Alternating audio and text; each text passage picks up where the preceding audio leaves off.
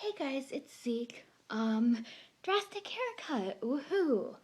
I botched my haircut when I tried to cut it myself, and we corrected it, and ultimately ended up with this. So, I haven't decided what I think yet. It makes me look really androgynous, and a lot of people stare at me and can't seem to figure out what I am. And I know that that's a partway through transition thing too, where people look at you and they're looking for the binary. They're like man, woman, man, woman. And if I open up my mouth and talk, they tend to go woman. And if I'm coming out of a guy's bathroom, which I only do if it's like a single person bathroom, they tend to go man.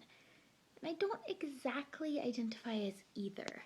But anyway, that's a side note. Hello guys, gals, and otherwise identified individuals.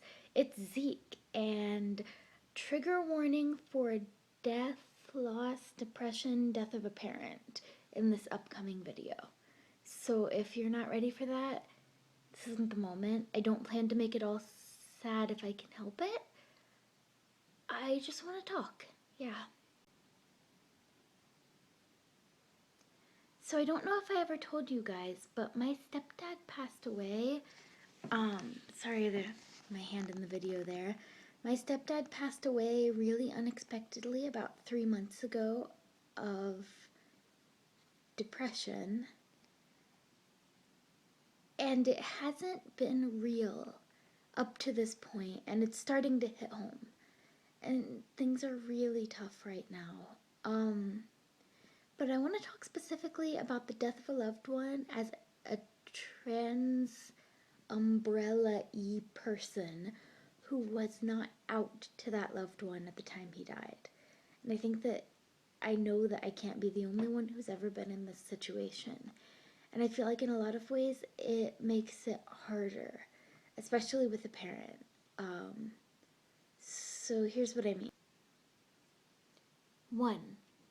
Whatever our past, he was my parent, and I value his input and opinion.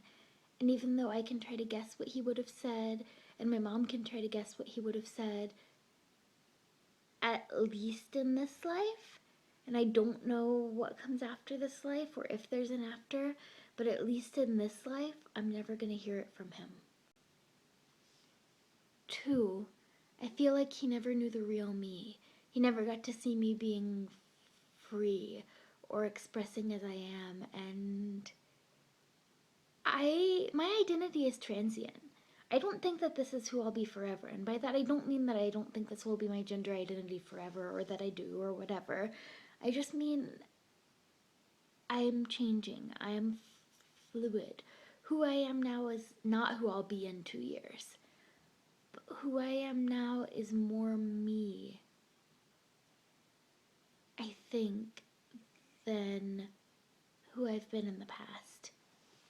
And less trying to conform to a predetermined image.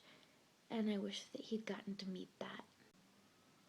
Yeah, so I guess those are my 2 big thoughts on someone passing away before you come out to them. 1, you never get to hear their response from them.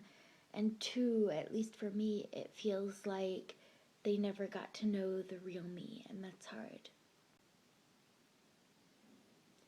So I know this was a sad video.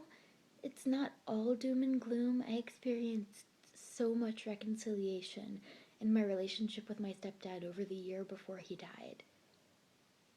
It was the best year of our relationship ever. And I have so many happy memories. But I realize that this is an overall depressing video, and that's okay. If you've lost someone that you love recently, you don't have to be okay. Not today, not tomorrow. You're not under an obligation to feel a certain way. I feel like rushing through grief prevents healing. So I'm gonna grieve however I need to and whatever that journey looks like. And I'm gonna love. And I'm gonna seek to do good. And I'm gonna seek not to judge. But I'm not gonna seek to pretend. So tonight I'm sad. And this is Zeke being sad. Have a good night, everybody.